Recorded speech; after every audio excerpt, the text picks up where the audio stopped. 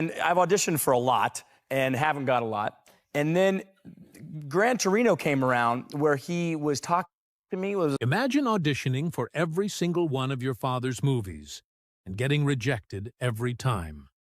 That's Scott Eastwood's reality. Even when Clint directed American Sniper, Scott didn't get the call. While his father won Academy Awards, Scott parked cars and mixed drinks to survive. He made more money bartending than acting. By 35, he was so burned by Hollywood that he considered becoming a firefighter.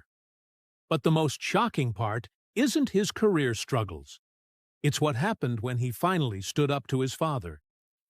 On March 21, 1986, Scott Clinton Reeves came into the world in Monterey, California. His birth wasn't announced in headlines. It wasn't even openly acknowledged by his own father, Clint Eastwood. At the time, Clint was already a household name, directing and starring in hits like Pale Rider. But while he stood tall on red carpets, Scott's life was quietly beginning in the shadows of a scandal. His mother, Jocelyn Reeves, worked as a flight attendant. She had met Clint during one of his many trips in the mid-1980s. What followed was a secret affair that lasted at least 3 years. Years during which Clint was publicly involved with another woman, actress Sandra Locke. Locke had no idea he was living a double life.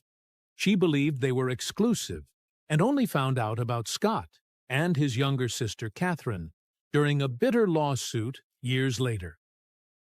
When Scott was born, his birth certificate didn't carry the Eastwood name. He was listed as Scott Clinton Reeves, a quiet attempt to keep the affair under wraps. Catherine was born in 1988. By that time, the secret had stretched far enough that the truth couldn't be hidden forever. But Clint didn't acknowledge them publicly, and he certainly didn't raise them. Scott spent his early years in the quiet town of Carmel by the Sea, where Clint had once served as mayor. Yet the boy growing up there didn't live a celebrity life. His father might have been pulling in $15 million per film during the 90s, but Scott's world looked very different. When he was 10, Jocelyn moved them to Hawaii. It wasn't just a change of scenery. It was an attempt to place thousands of miles between Scott and the Eastwood spotlight. There, in modest surroundings, Scott lived a life his classmates never questioned. They didn't know he had a Hollywood father. And Clint, for the most part, stayed out of sight and out of reach. While Clint expanded his fortune with blockbuster films and new properties, Scott got by on Jocelyn's flight attendant salary. He worked construction jobs as a teenager. He waited tables. When he went to college at Loyola Marymount University, it wasn't with the help of a trust fund. He paid his own way. Even while studying for a communications degree, he took acting classes, auditioned for bit parts, and kept using his birth name, Scott Reeves. He didn't want special treatment. He didn't want Clint's help. But the rejection came anyway. Scott later admitted that he auditioned for nearly every one of his father's films, and was turned down each time. Clint refused to help.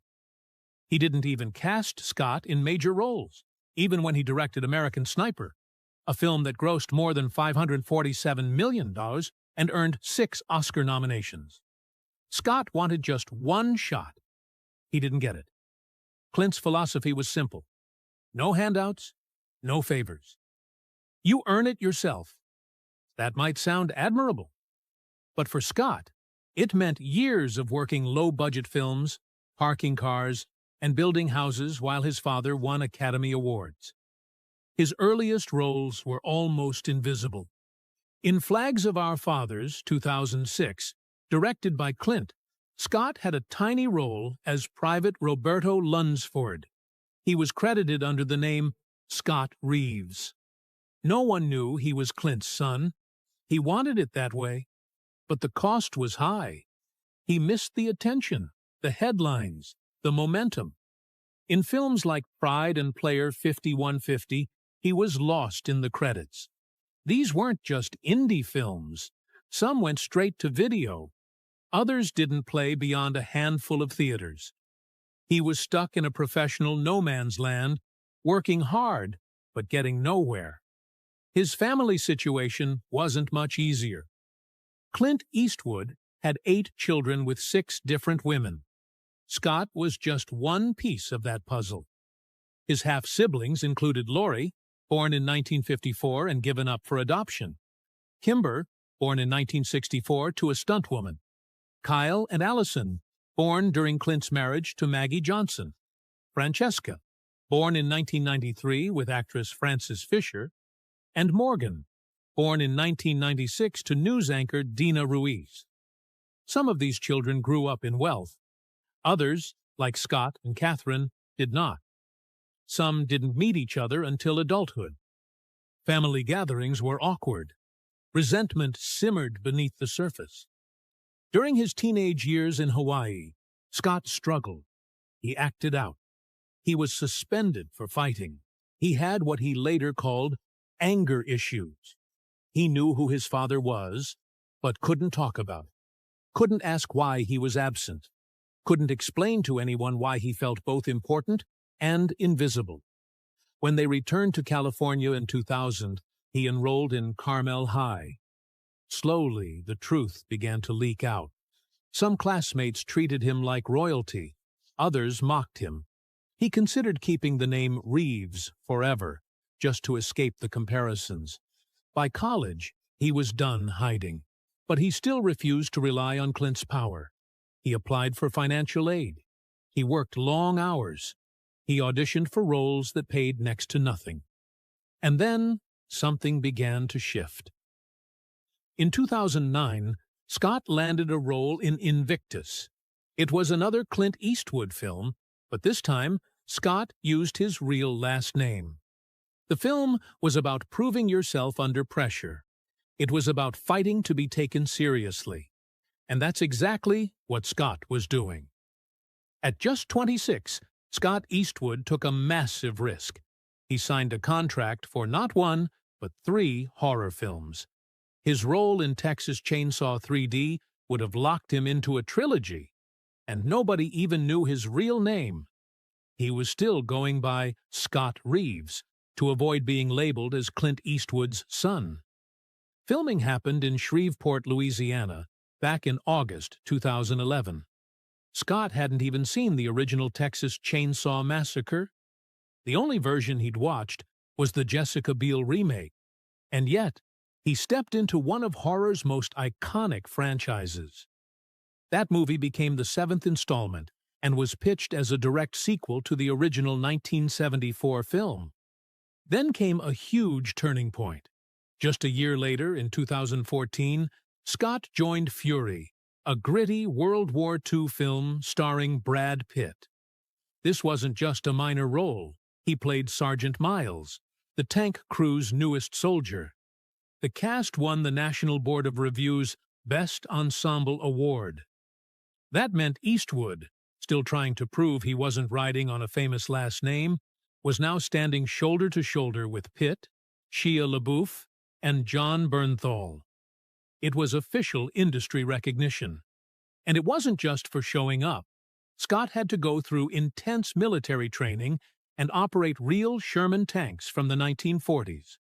This was raw, physical, emotional work. But it paid off. For the first time, critics started calling him a real actor, not just Clint's kid. A year later, in 2015, Scott took another unexpected leap. This time into romance. He starred in The Longest Ride, a Nicholas Sparks film where he played a bull rider who falls in love.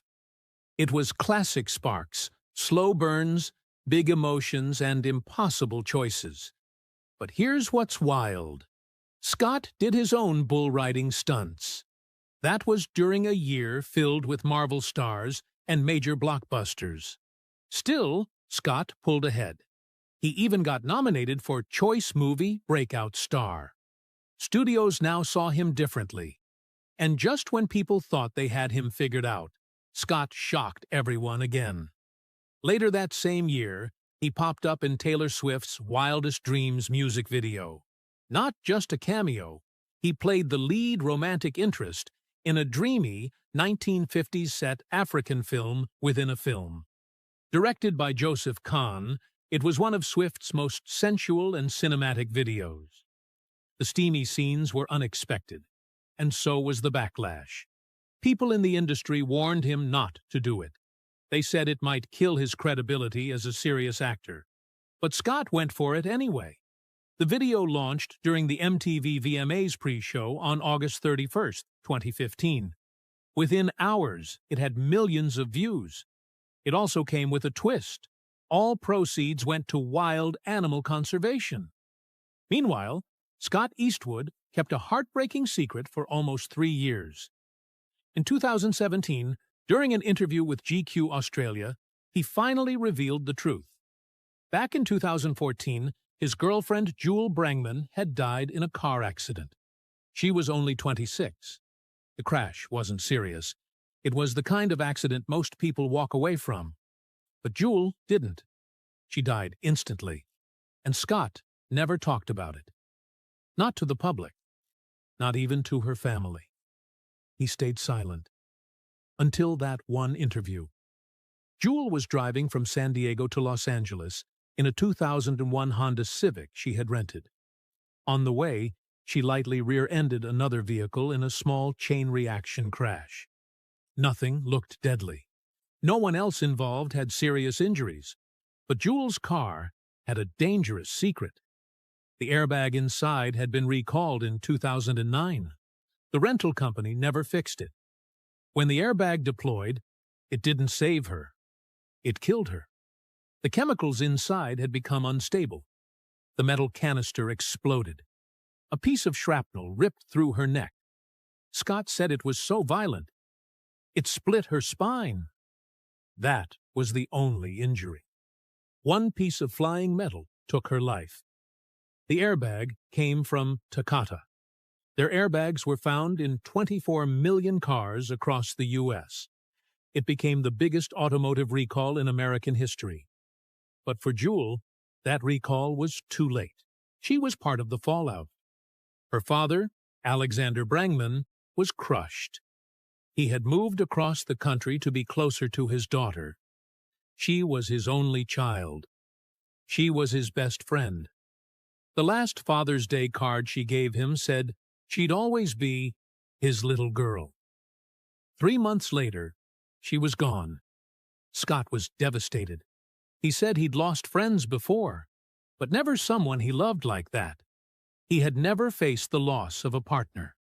That changed him. He said it made dating harder. It made trusting people harder. For years, he didn't even tell Jewel's father. In 2017, he admitted, "I still haven't found the right words." Jewel's father had begged for answers. He wanted the world to know how much she was loved. But Scott stayed silent. And when he finally spoke, it was clear. He wasn't healed. He was still broken. Scott's pain wasn't just from the accident. It was from what he didn't do. He never reached out, never called. He carried that guilt. And when he finally opened up, it wasn't just about grief. It was about shame, survivor's guilt, fear, emotional paralysis. He didn't know how to face a father who had lost everything. But before all that, before the heartbreak, Scott Eastwood had another kind of mentor. Paul Walker.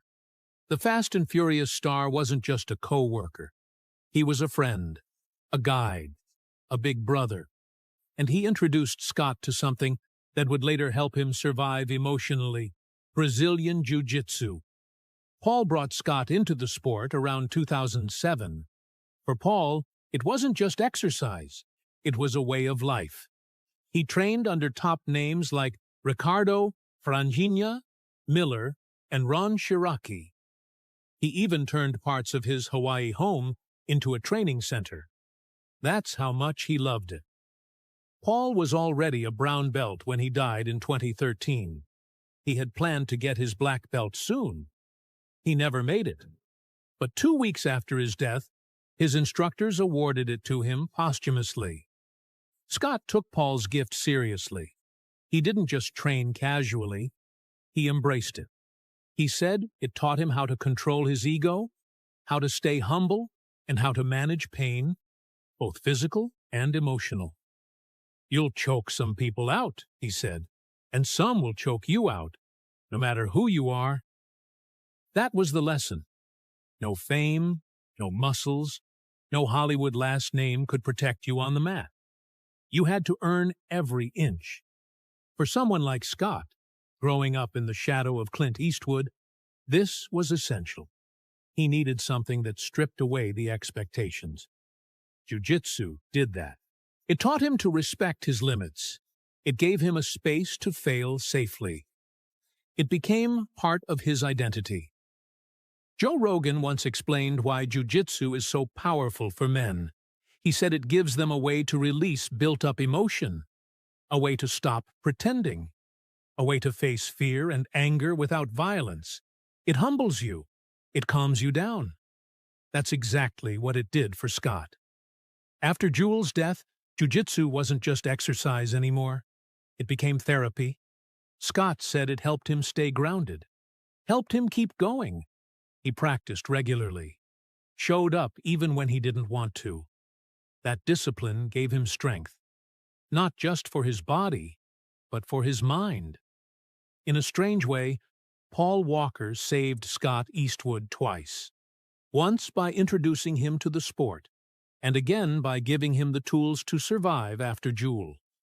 Paul's death was a tragedy, but his impact lived on. Scott carried that with him.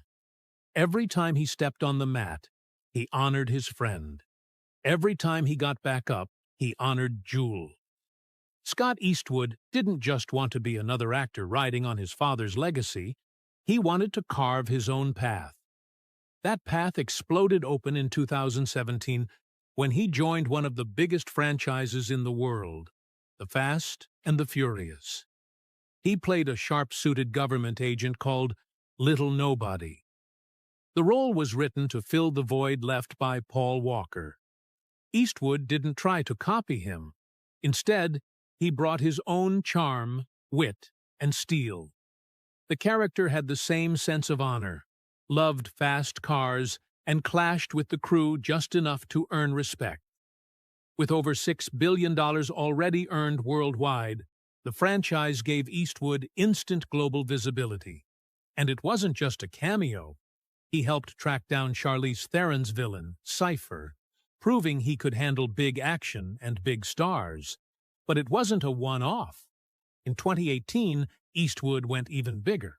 He co-led Pacific Rim Uprising, stepping into the giant shoes of the original film's legacy. The movie had robots, monsters, explosions, and Eastwood in the thick of it.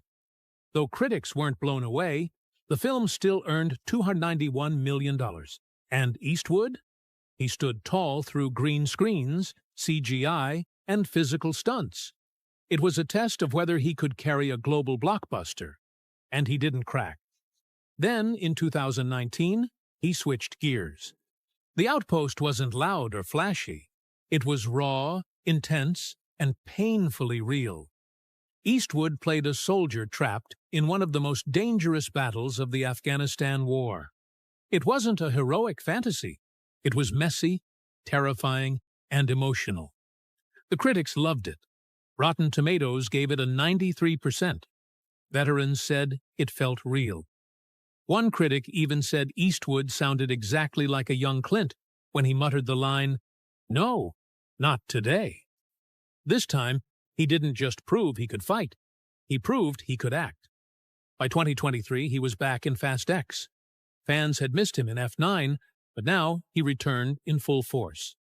With Mr. Nobody gone, Little Nobody stepped up. The cast was stacked. Vin Diesel, Jason Momoa, Brie Larson. But Eastwood held his own. The movie set up future stories, hinting that Eastwood's character would become even more important. In a franchise that constantly reinvents itself, he stayed relevant and valuable. In 2025, he made his biggest leap yet. Alarum wasn't just another action flick. It was a 95-minute showdown with Sylvester Stallone. Directed by Michael Polish and released by Lionsgate, the story followed two ex-spies trying to live in peace. A plane crash, a mysterious hard drive, and a deadly chase bring them back into the chaos. Stallone brought the grit. Eastwood brought the fire. The director said watching them together was like a master class. And Eastwood didn't just survive the scene, he matched Stallone move for move. It wasn't just a movie. It felt like the torch was being passed from one generation of action legends to the next. While the cameras rolled, Eastwood was building something else, too. Made Here. Launched with entrepreneur Dane Chapin in 2019, this wasn't just another celebrity clothing brand. It was a patriotic mission. Eastwood believed American-made should still mean something. Their company started with basics: T-shirts, socks, boxers, all made in U.S. factories. Not outsourced, not cheap. Real American hands behind every thread. He said, "It's the hard-working folks across the country that make our brand possible." And he meant it. Eastwood wasn't just a spokesperson. He and Chapin were hands-on, down to the fit of every shirt. The idea was simple, but bold. Make everyday essentials with high quality, and tell the story of the workers who made them. Each product was a symbol, proof that American manufacturing wasn't dead. It just needed someone to believe in it again. The brand soft-launched in September 2019. Their website offered early discounts to supporters. But behind the scenes, it was hard. They had to redo designs, refine materials, and find suppliers who shared their vision. Most of these products were usually made overseas. Eastwood was determined to prove they could do it better right at home. It wasn't about chasing fashion trends. It was about pride. Each product came with a story, not just a label. It showed what America could still create, if someone was willing to take the risk. But Made Here wasn't stopping at clothing. The vision was much bigger. Eastwood said their current line was just the beginning.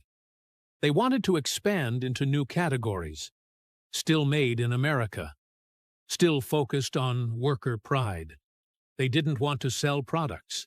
They wanted to change how people think about buying them. It was a movement, backed by real values. Scott Eastwood never had a normal childhood.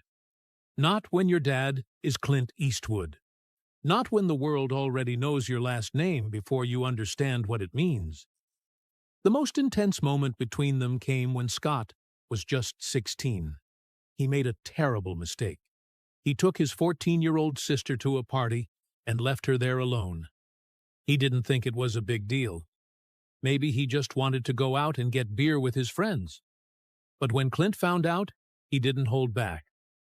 He grabbed Scott, slammed him against the wall, and punched him in the face. It wasn't a lecture. It wasn't a warning. It was a violent lesson. Clint grabbed him by the throat and said just one thing: "You don't ever leave your sister at a party. Ever." That moment stayed with Scott forever. Clint Eastwood came from a different time. A time when parenting meant tough love. Scott later said his dad didn't believe in New Age bullshit parenting. In their house, you did something wrong. You got punished. That's how it worked. There were no handouts. When Scott asked for $8,000 to buy a truck, Clint didn't even think about it. He just said no.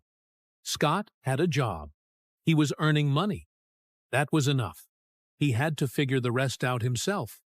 And he did. Clint taught him more than just how to survive. He taught him how to show up on time, how to work hard, how to take life seriously. Scott says that's where his hustler mentality came from. If he wanted something, he had to earn it. One of the biggest decisions in Scott's career came in 2022. Warner Brothers offered him a 3-picture deal. It included a role in the Suicide Squad. It was the kind of offer most actors dream about. Big money, big exposure. But Scott didn't feel good about it. He didn't like the contract. He told his father, "They don't want to pay me real money, and there's no script for the next film." Clint didn't try to push him. He just said, "If it feels right, do it. If not, don't." That was it. No pressure. No big speech. Just gut instinct. And Scott walked away from the deal. That moment showed something important. Clint wasn't just a father. He was a mentor. He taught Scott that career choices should be about respect and instinct, not just fame or money.